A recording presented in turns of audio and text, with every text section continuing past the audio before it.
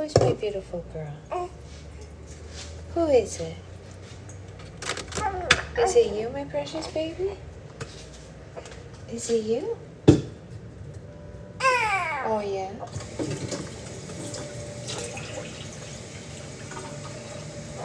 Oh, yeah? Are we going to read some books today? Are we going to have book club? Yeah? Are we going to read? Yeah, that'd be nice, huh? Yeah, we're going to read together. That's right. That's right. We're going to do it right now. Right now. Good morning, everybody. Oh, Mommy needs to empty this. It's too hard to do that without hands, so we'll just do a little bit for now. There we go. Okay. Good morning, everybody.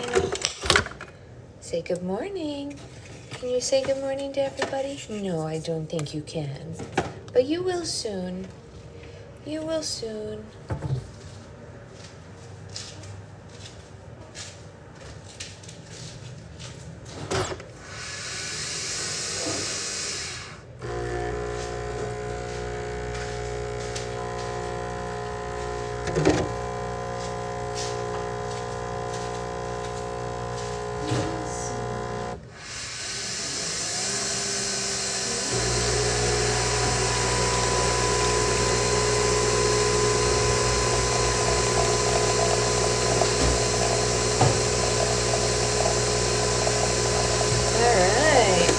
Everybody, there's a baby. It is Slimy. Hey, Sal. All right, let's open up the new half and half for Mommy. Hello, hello.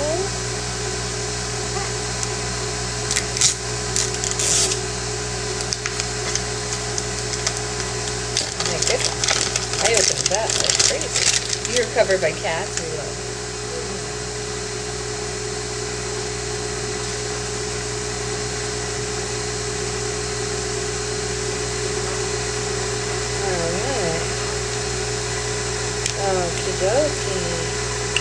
Yes, I can't wait to show her cats. I bet she's going to love seeing cats. It's going to be so much fun. Oh, wow, that coffee smells good, doesn't it, my sweet baby? Doesn't it smell good? Doesn't it smell good? Oh, did I get a little bit of creamer on your wrap? I did, but that's okay. Hello, everybody. Good morning to all.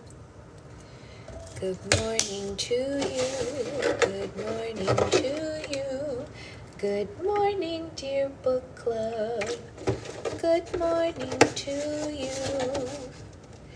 How did you like that, sweetheart? Did you like that song Mommy made up? Well, she only partially made it up, but we'll pretend.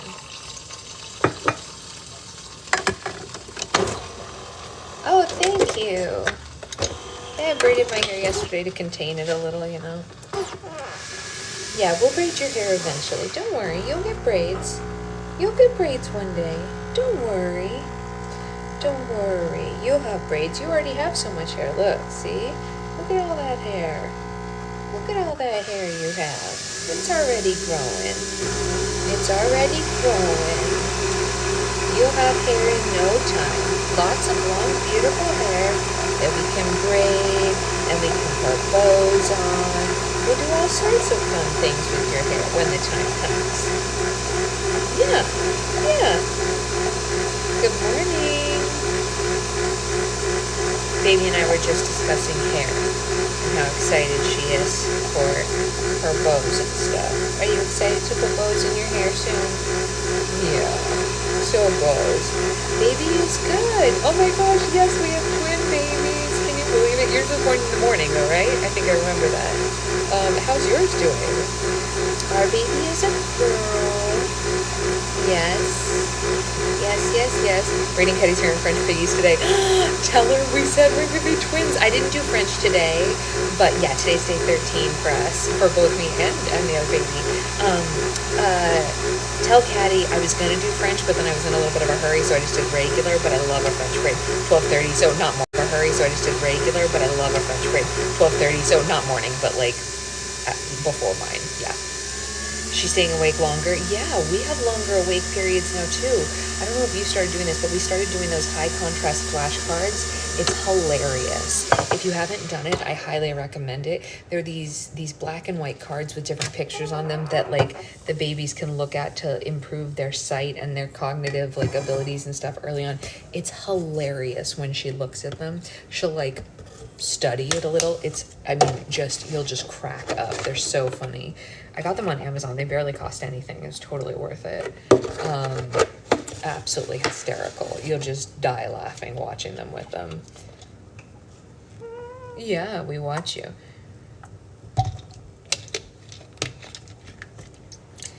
Are you learning stuff? You're learning shapes and animals?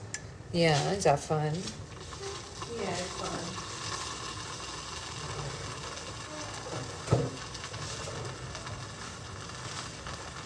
Yeah, it's so much fun. Yeah. Yeah.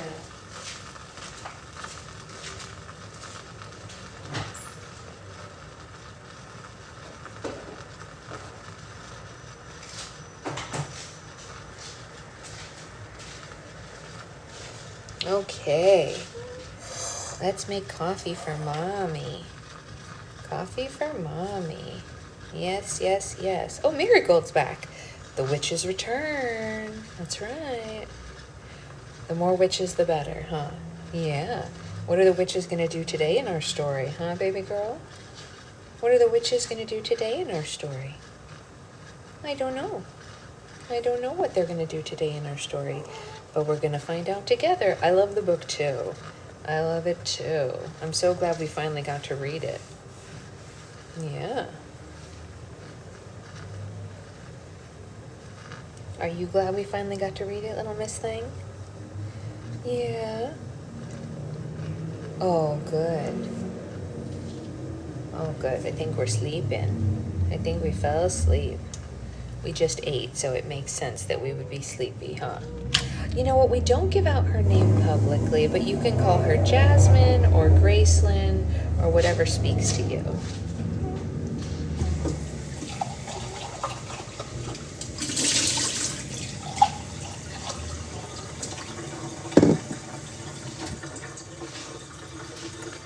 Okay, so we will take our coffee, which we need desperately. Secret Baby works great too. Oh my gosh, that's so funny. If your tattoo artist is in book club, that would be amazing. Like, what a funny situation that would be. Hilarious. Hilarious. Okay, we're gonna sit down carefully. Yes, put our coffee down carefully. And then put our tripod together carefully. Look at that. I would love that too, Anya. I would think that that was just too good. Too good. Okay. Oops. Oopsie-daisy. That was funny. We got turned upside down. No, sorry. We're not showing her face publicly. She is going to get to make that decision for herself when she's a grown up. That's something we decided to let her make for herself.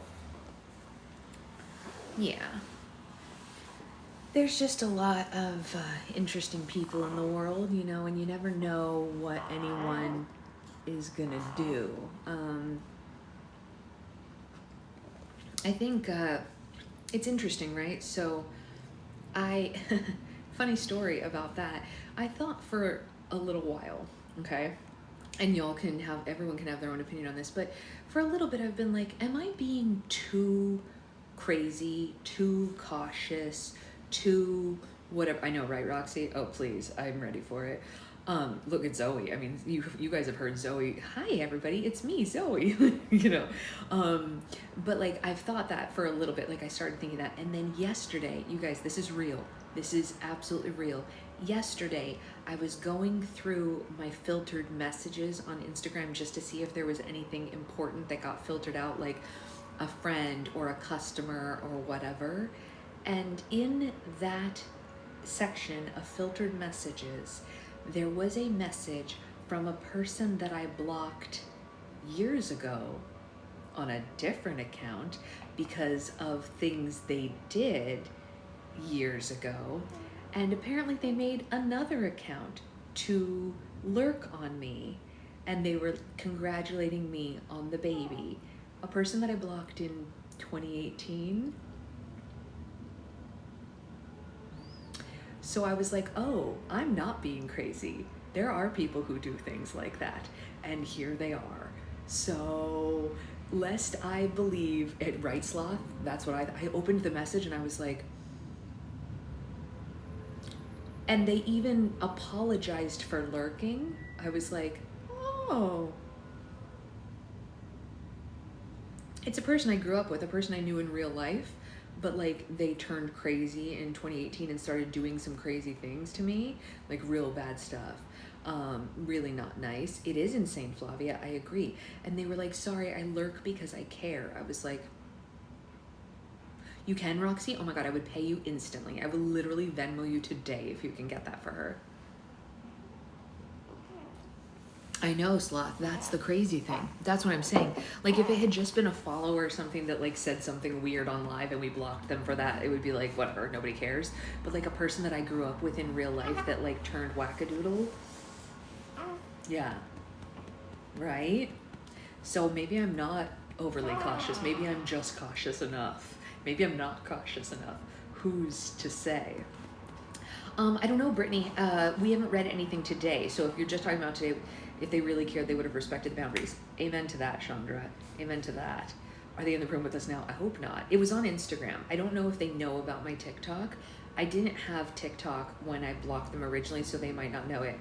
Amazing, Roxy. Let me know. Like, feel free to email me or message me, and I will literally pay like for people's time putting into it. Like I'll pay above the cost of the bag because my sister really wants it. Right, Sloth? Seriously. My sister really wants that bag, and so I'm willing to pay above the cost of it for whoever does that, like a finder's fee or whatever they want. Thank you so much, Roxy. It's like, I'm gonna give it to her. It's gonna be her birthday present. She's like desperate to have it, and you know how I feel about like people I care about. I have to like go above and beyond for them. So, but yeah, like I said, I'll pay however much time it takes them to get it, whatever, shipping, etc. A whatnot fan. What's that? I don't know what that is, but I'm open to it. So we haven't started reading yet, so anyone who just jumped in, you didn't miss anything yet today. We were a little bit late starting today because Miss Thing had to have second breakfast, which is totally fine. I support second breakfast. No judgment from mommy. If we want second breakfast, we get second breakfast. Isn't that right? Now we're having third nap. So that's... Already they're trying to sell it for $350. That's wild, Claire. It's wild. Oh, it's like TikTok Shop or eBay. Oh, okay. I didn't know that. I'd never heard of it. All right, let us open up our book. And in case anyone wasn't here yesterday, I know it's such a hard life, Flavia. Her life is so exciting. How many breakfasts must we have today? Aunt Liz is here. Say hi. Say hi. Okay, we're gonna read chapter 14 now. I'm gonna reconfigure myself just slightly to give us better positioning for this little lady. Yes, she said hi to you. Mommy calls you Sweet Angel too. Aunt Liz and Mommy call you Sweet Angel, huh? We're asleep. She says, I'll talk to you later, Aunt Liz. Okay, chapter 14. Molly and spite a woman make, may every man his true form take. Oh. A spell for swine requiring wine and wicked intent. It's Beatrice Belladonna who finds the words and the ways for their first demonstration. I know, the baby noises are so cute, right? It's like she's reading along with us. Well, who else would it be? Who else spends their days wrapped in ink and paper dust? Who else dreams in 3s and 7s and once upon a times and witch tales? She finds it in an obscure translation of Homer, tucked between a verse about cruel arts and noxious herbs. Beatrice is no classicist. a person who studies the classics, you guys. I don't want you to think I'm saying classist. It's not classist, it's classicsist. It's very difficult to say. But she is certain she's never seen these lines in any other version of the Odyssey. She assumes that they're the addition of the translator, a Miss Alexandra Pope. Juniper clasps her hands and cackles when Beatrice shows her. Well, hot damn, well, that's the wrong accent. Hot damn, Belle, who will it be? The mayor, that Gideon Hill bastard? Who are we gonna do it on? Agnes says, Jesus, June, you're a menace. And Beatrice, a little shyly, says, well, I was thinking perhaps St. George. And her sisters agree. And so, on the last night of May, when the moon is the blacker blackness in the sky above them, and the air smells hot and rich with summer, Beatrice leads the sisters of Avalon to St. George's Square. They flit through the alleys and the side streets of New Salem in ones and twos, and there and gone again, and instead of their usual skirts and aprons, they wore gowns sewn from caps and bits pieced together by the girls who were the cleverest with the needle and thread. Juniper waved an illustrated copy of the Sisters Grimm as they worked. We want them long and loose, witchy as all hell, and for Saint's sake, make sure they got pockets. Beatrice thinks that they did well. In their dark cloaks and long gowns, the sisters look like shadows, or maybe secrets, like fables come to life. They gather in the white paved square. St. George stands over them, tall and bronze and cold, the hero who saved them from the plague and from the wicked rule of the witches. Beatrice meets his middle eyes and has no difficulty summoning the will. The words come next, and then the red splash of spilled wine, the bright scorch of magic as it burns its way into the world, shared between them and stronger for it. Beatrice staggers a little with the force of it. When they smell the hot reek of molten bronze, they run. It's the lamplighters who find it first. They arrive with their ladders and dowsers just before dawn, leaning for a moment against the linden trees, and having never been quite the same since the equinox, ragged and twisted. Well, I thought I'd gone mad, one of them tells the New Salem Post several hours later. Thought my eyes was playing tricks on me. But his eyes were not playing tricks. On the plinth where St. George once stood, proud and princely, there is now something lumpen and squat, vaguely shameful, a bronze pig bearing the brand of 3 circles woven together. The following afternoon, Miss Cleopatra Quinn marches into Beatrice's office at the Salem College and lays 3 newspapers across the desk. Beloved statue suffers uncanny attack, reads one headline. The witches are coming, declares another. The Defender offers a more measured, saint or swine. Avalonians strike a blow for which kind. Well, my, Miss Eastwood, I wasn't aware I was fraternizing with such a troublemaker. Beatrice assures herself that Miss Quinn means nothing in particular by the word fraternizing. Oh, it was nothing, Beatrice murmurs, barely blushing. Hardly nothing. You have the whole city's attention now. They do. The Women's Christian Union, the Ladies' Temperance Society, and the New Salem Women's Association issued a joint letter of condemnation the previous week, and Mr. Gideon Hill is holding rallies each Sunday afternoon. A modern day coven, he calls them, seeking to bewitch young maidens and seduce God-fearing husbands. Well, it's just the reverse, Beatrice thinks, and then she spends several minutes shocked at her own wickedness. And their numbers are growing, Agnes says. They knock at the door all hours of day and night. 2 young girls run away from home, lost-looking mothers with babies in tow, grandmothers with sly smiles and witch-ways tucked in their pocket. Yes, we had the baby. She's 13 days old, as Sloth said. Juniper wants another demonstration before the half moon, Beatrice says. I haven't found anything suitable, just the usual trifling spell to darn socks or shine silver.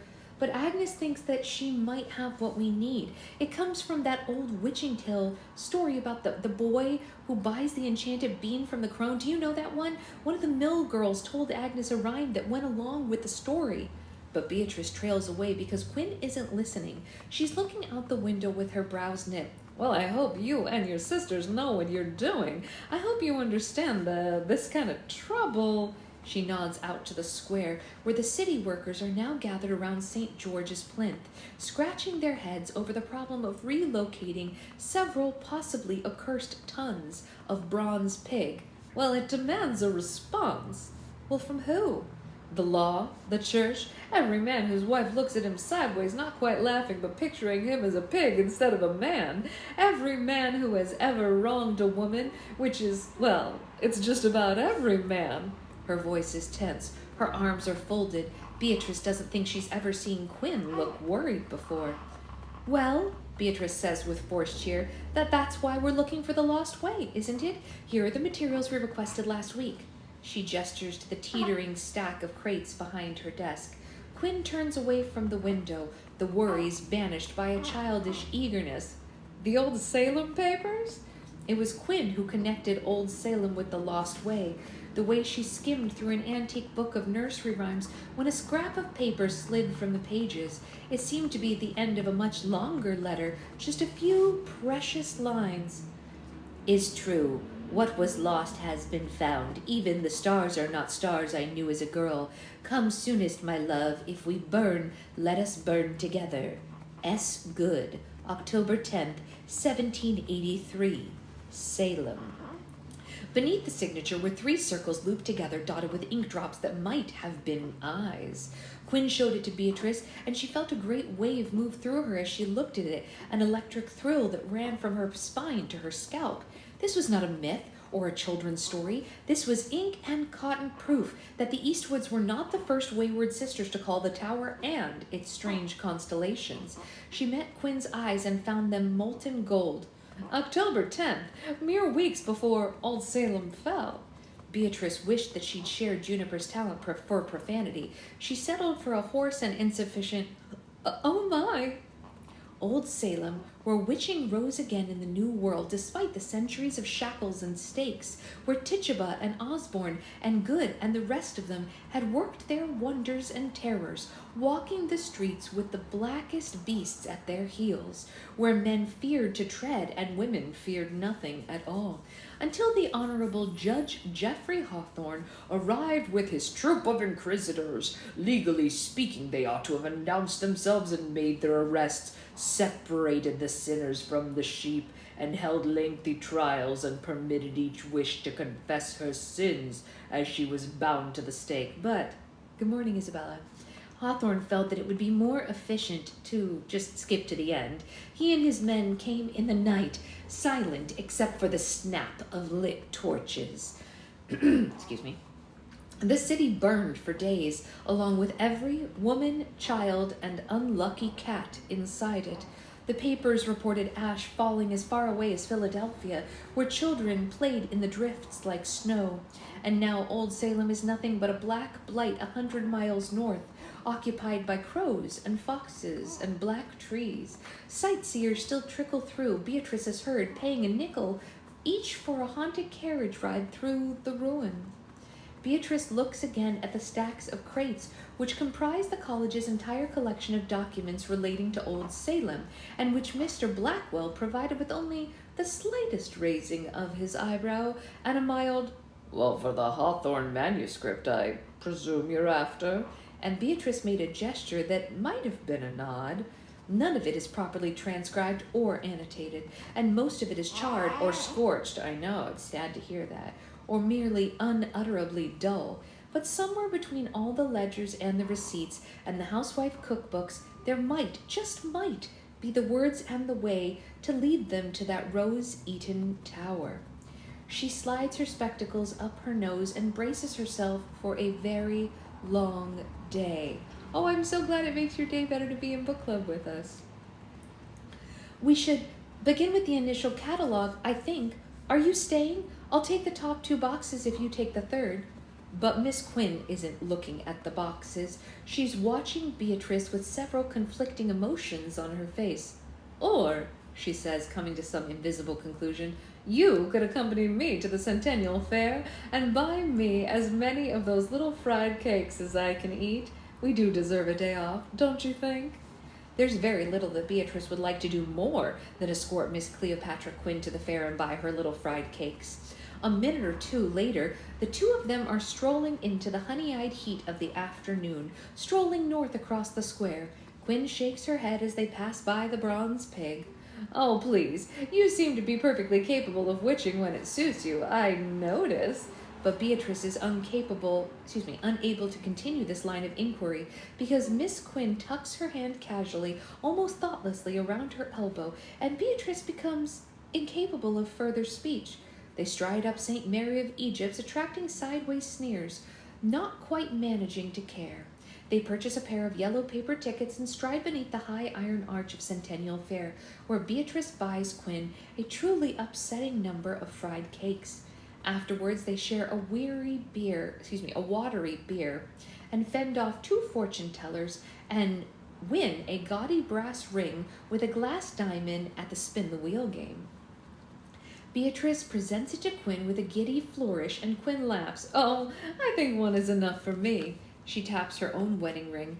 I don't think I'll make the same mistake twice. Beatrice slides the ring onto her own finger instead, and doesn't feel anything in particular, a leaden weight, say, or a numbing chill, but a sinking in her stomach.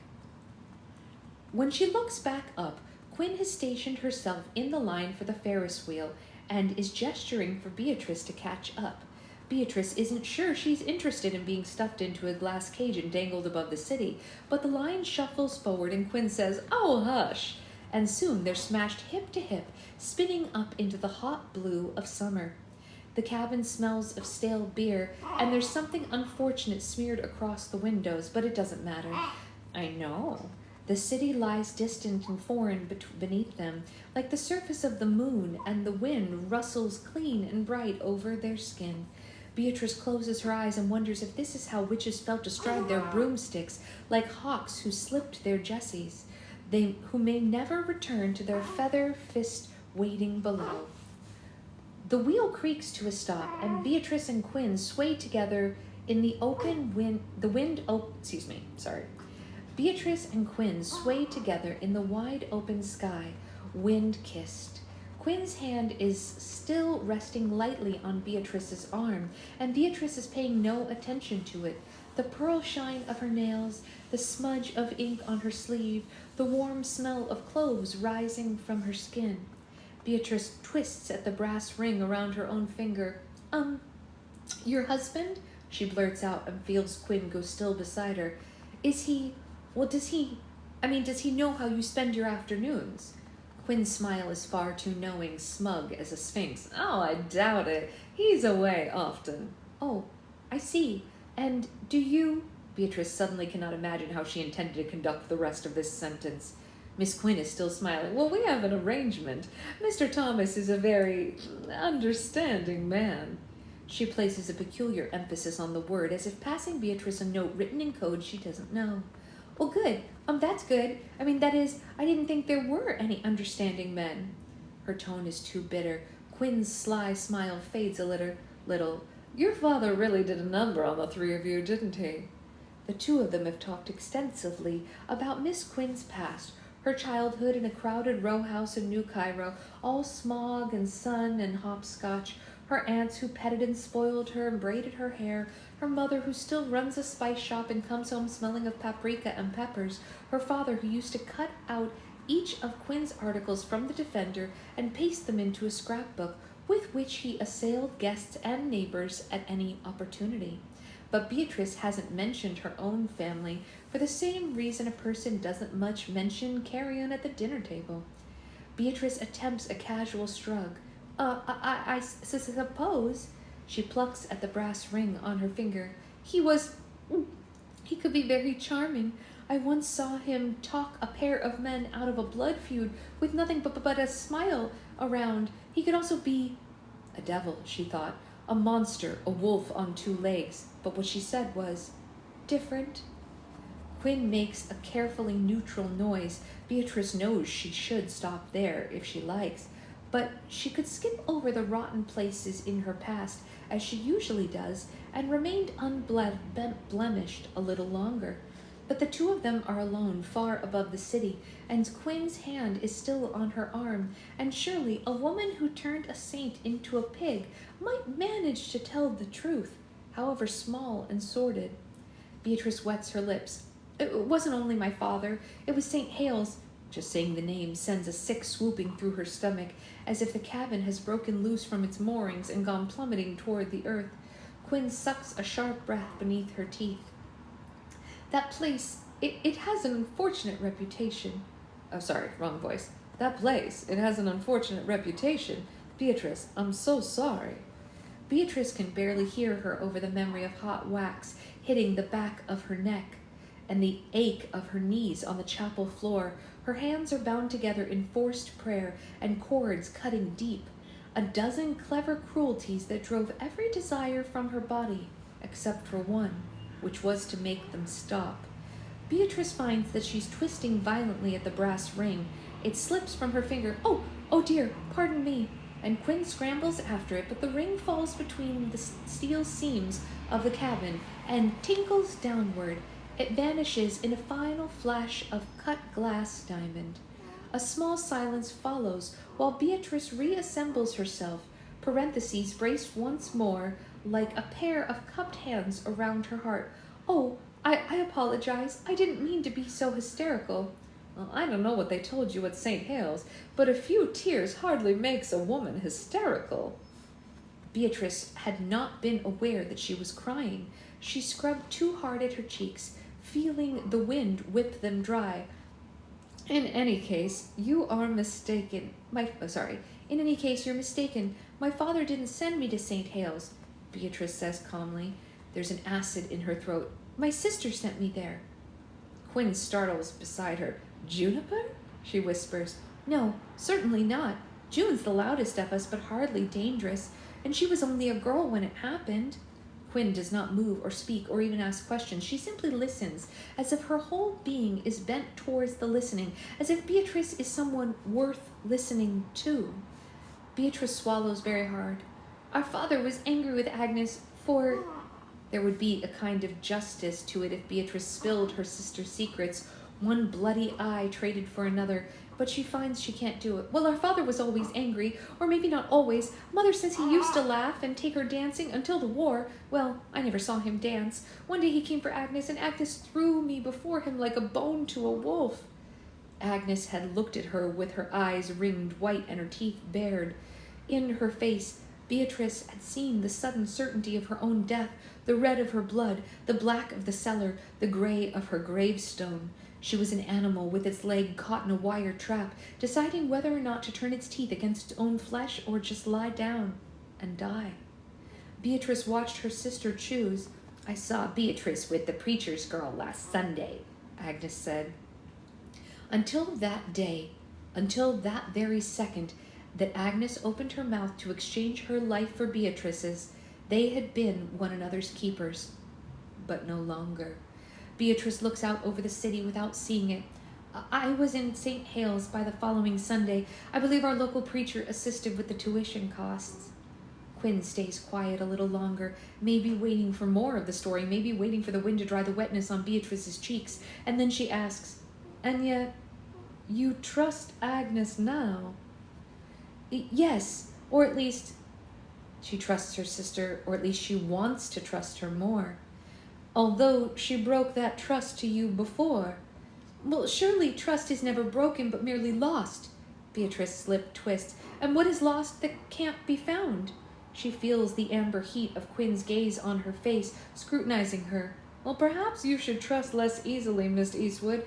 There's a harshness in her voice, and she loops her arm not very casually through Beatrice as she says it, and Beatrice does not pull away. The wheel spins them back to earth, and bright-smelling wind is replaced with greasy fudge of the fair. They stroll past and beneath the high arch of the entrance, still arm in arm, and Quinn asks lightly, So, tell me about this second spectacle. And Beatrice, who perhaps should trust a little less easily, does tell her. My 9-month-old grandson and I are listening to while we're playing. Aw, I love that. Thank you. That's so sweet. All right, let's see how long this one is. Oh, we definitely have time to read one more. Let's do it. Let me get a little sip of coffee first, and then we will continue on. I need my coffee. So, we've learned what happened, just as a recap for anyone who's just joining. I guess Agnes got herself pregnant as a teenager, and when she was confronted by their father about it, she threw Beatrice under the bus for being into girls. Not good, Agnes. Not good sister work. Not good sister work.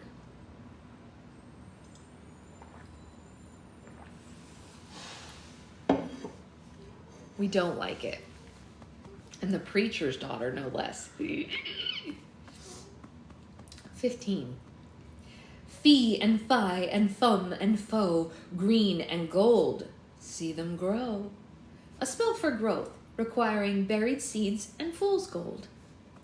It's Agnes Amaranth who finds their second spell. She's talking with Annie before the shift bell rings, whispering about ways and words and spells, half hidden in witch tales, and Annie scoffs. You think there's witchcraft hidden in that patty cake song? Secret spells in the tale of Jack and the Giant? Agnes watches her with narrow gray eyes and says, well, maybe so. Tell it to me anyway. Later that evening, Agnes walks past the black remains of the Square Shirtwaist Factory on St. Lamentation. She reads in the papers that 46 women died in the fire and another 13 leapt from high windows. It's company policy to lock the doors, the owner argued in court, so the girls don't get shiftless. And he and his partner had paid a fine of just $75. Standing there, looking up at the burned carcass of the factory, with the heat gathering in her fingertips, Agnes notices that there are surveyed stakes spaced neatly around the lot. Oh, thank you. Yes, she's 13 days old. There's scraped earth and the beginnings of a scaffold. She understands that the factory will be rebuilt, locked doors and all, and that the sisters, cousins, and mothers of the dead girls will work atop their ashes, and she knows then what their second spectacle will be. On the 10th of June, Agnes and the Sisters of Avalon walk 2 by 2 down St. Lamentation. They wear their billowing black gowns, their skin gleaming white and olive and clay dark beneath the gas lamps, and carry seeds in their pockets, rye and rose, wisteria and ivy. They plant their seeds in the ashen dirt of the Square Shirtwaist Factory. They toss glittering handfuls of fool's gold into the lot. They speak the words, they're silly words. They're stolen from a tale about a boy who trades his milk cow to a witch for a handful of magic seeds known only by women and children and daydreamers. Fee and fi and foe and fum. The sisters feel the sweet rush of witching in their veins. They leave before the first green finger pokes through the black earth. By dawn, a burnt carcass of the factory is nearly hidden by leaves and roots and reaching tendrils as if several wet springtimes have passed in a single night. By noon, there's nothing left of the building except for the occasional right angle poking through the vines, a scattering of burnt nails among the tall grasses. Birds roost among the thick twists of green, and the leaves hum with wing beats and small scuttling things. A sign is scratched into the bare patch of earth, 3 circles twined together like snakes. The workers gather nervously at the perimeter, muttering and scowling and crossing themselves. Several of them tilt their caps back to squint up at the thing that was once a construction site, the 3-leaved ivies where the scaffold once stood, the tendons of wisteria where the brand new punch clock once sat with its stinging second hand and cold heart, and they stroll home whistling off-key. One of them, a big, brash man with a bronze pin on his chest, begins to hack and slash at the green-grown mountain, shoving his way inside it. He does not emerge, and no one goes looking for him. The next morning, there's a black-suited officer waiting beside Mr. Malton at the mill. The girls are asked to turn out their pockets and shake their aprons before they enter. In light of recent events, while Agnes complies unhesitatingly, and a scattering of seeds spill onto the alleyway. some tuft white and some dark as shining beetle's eyes. "Flower seeds," she says innocently, "for my window box, sir." And she sweeps her lashes low over her eyes in a way that has always made men act very stupid. The officer waves her inside. "Ah, well, she's good." 3 days later, Agnes is sweating on the corner of 13th and St. Joseph, squinting at the folded square of paper in her hand. August S. Lee, the working man's friend.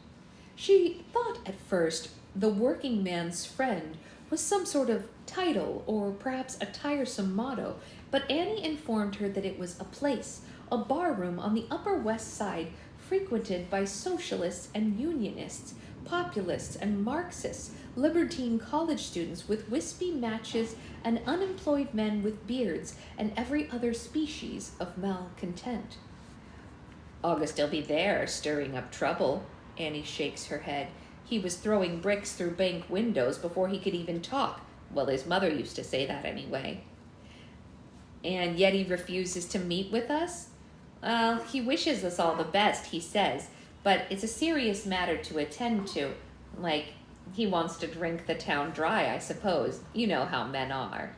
Agnes did know, but she also knew that Mr. August S. Lee was in possession of words and ways that she very much wanted, and that young men in dim bar rooms were not known for their reticence, especially if there was an admiring young lady looking at them through her lashes and saying, "Oh, how shocking," at regular intervals.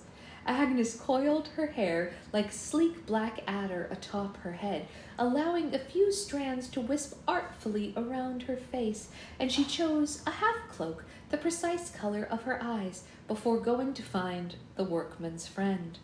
It proves to be less of a bar room and more of an unswept basement. She descends a narrow set of steps and finds the air blue with cigar smoke and fumes. The summer evening sun is replaced by the yellow hum of electric lights. There's an easy rumble of talk in the room, the comfortable conversation of men with cheap beer and nowhere in particular to be. But it falls quiet as Agnes steps forward, a woman, alone, and young, her cloak parted around her pregnant belly. She approaches the bar and asks for a Mr. August Lee, and the barman points to a high-backed booth with a slightly helpless expression, like a cornered spy betraying his comrade's location.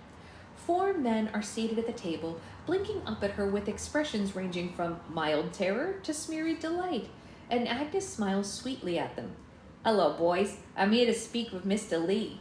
And they blink at her with varying degrees of inebriation, and she adds gently, "If your name isn't Mr. Lee, shoo." 3 of the men shoo, and they leave behind a long, rangy man with summer straw hair and a suspicious squint.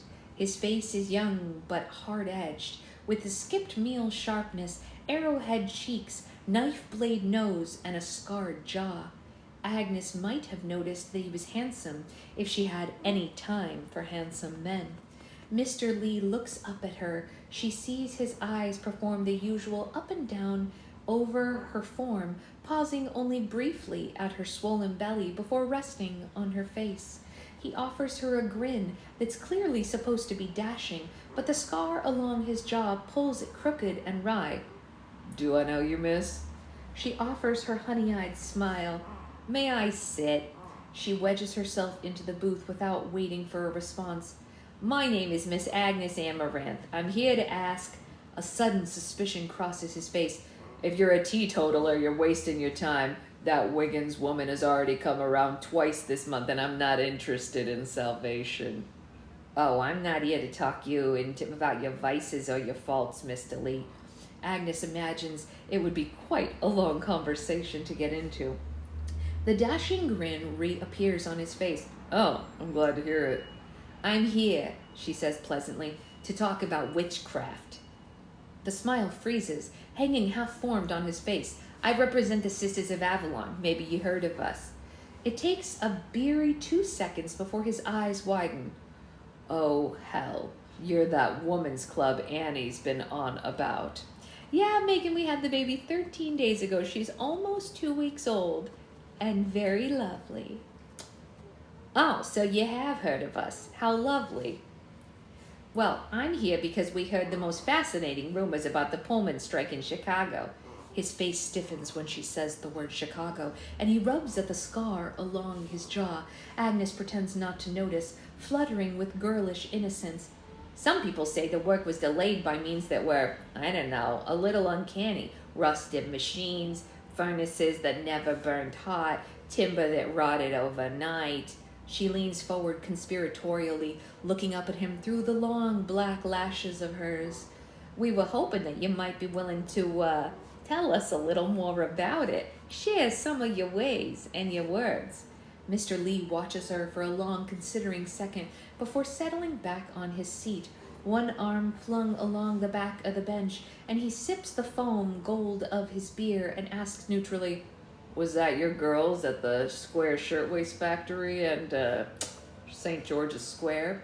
Agnes, who feels vaguely that it would be unwise to confess criminal activity to a near stranger, merely smiles.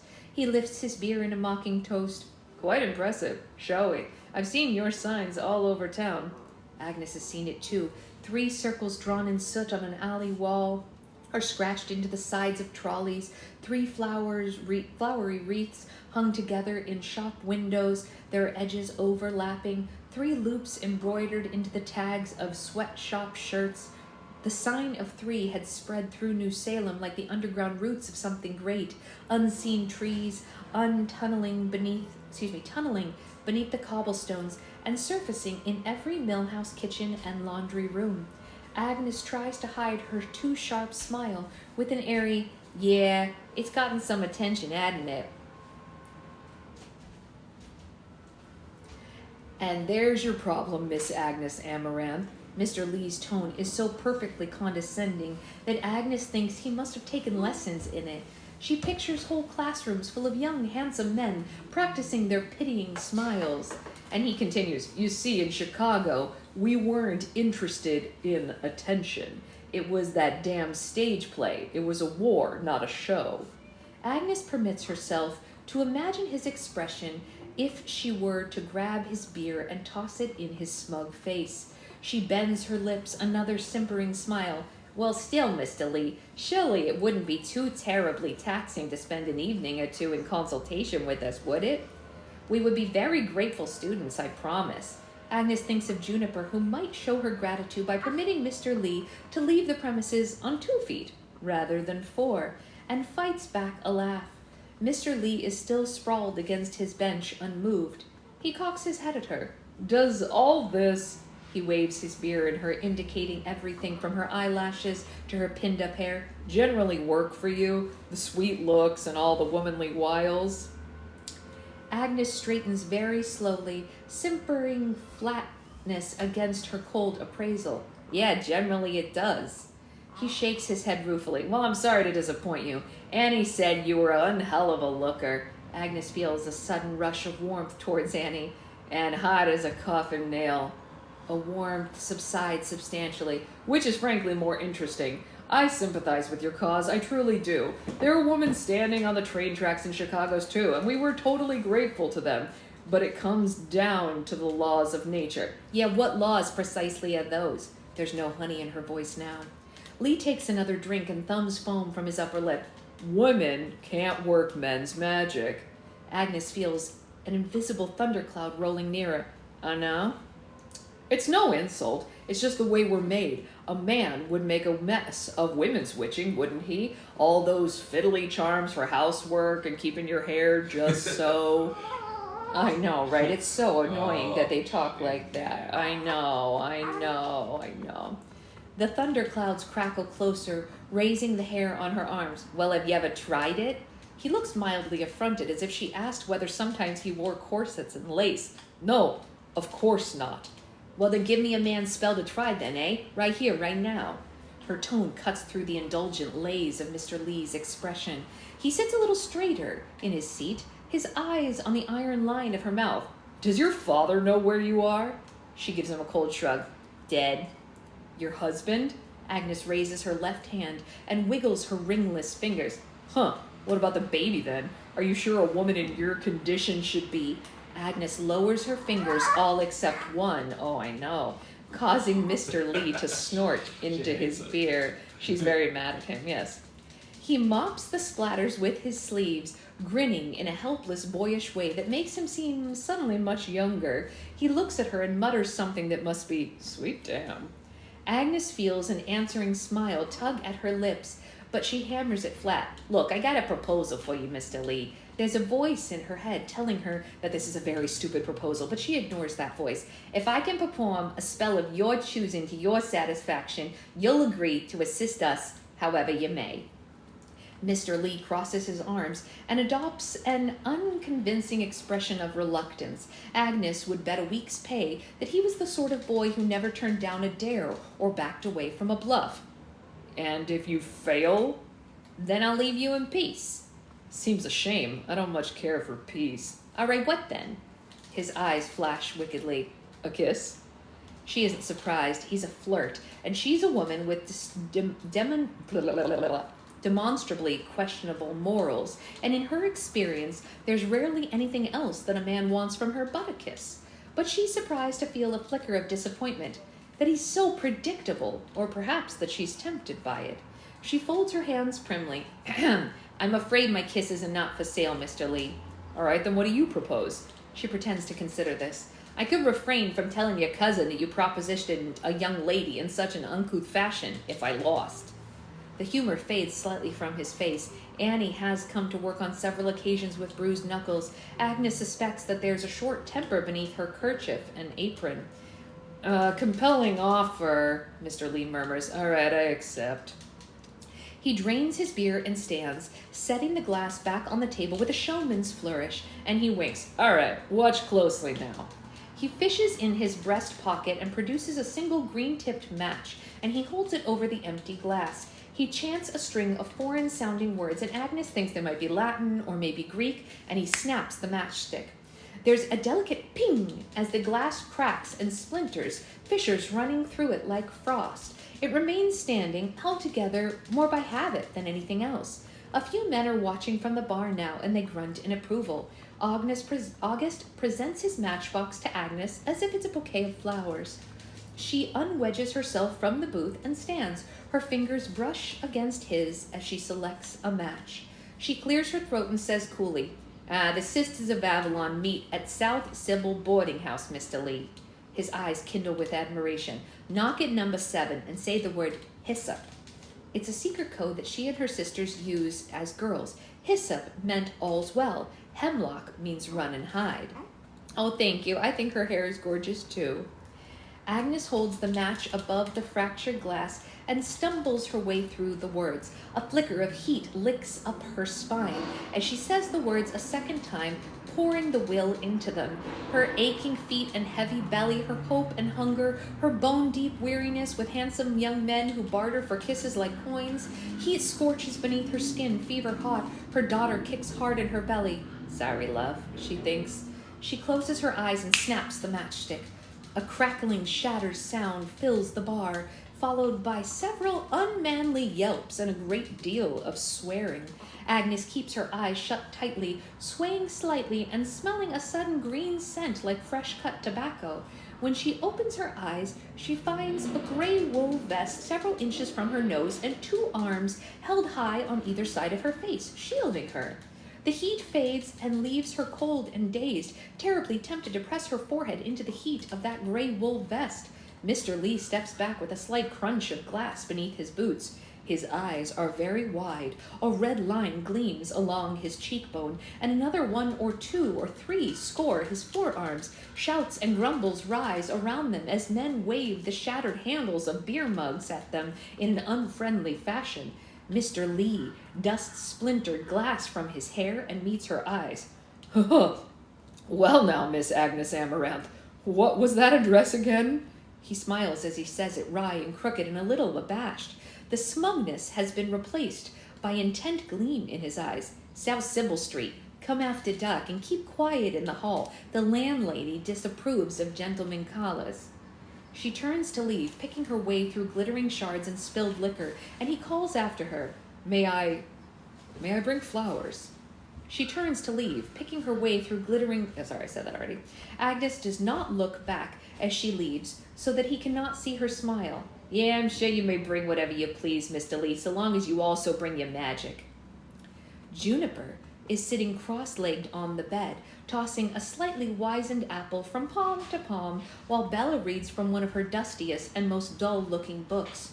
When Agnes returns to South Sybil, she's sweaty and cross, with glittering specks caught in the dark swirls of her hair. Any luck? Juniper asks her. Agnes gives a dark, "Huh! I found Mr. Lee, if that's what you mean, but there's nothing lucky about him. He's arrogant, feckless, and probably criminal, not nearly handsome as he thinks he is." Agnes is frowning at her own reflection in the cracked shards that serves her as a mirror. She tugs and fusses at her hair, dissatisfied in some unfathomable fashion.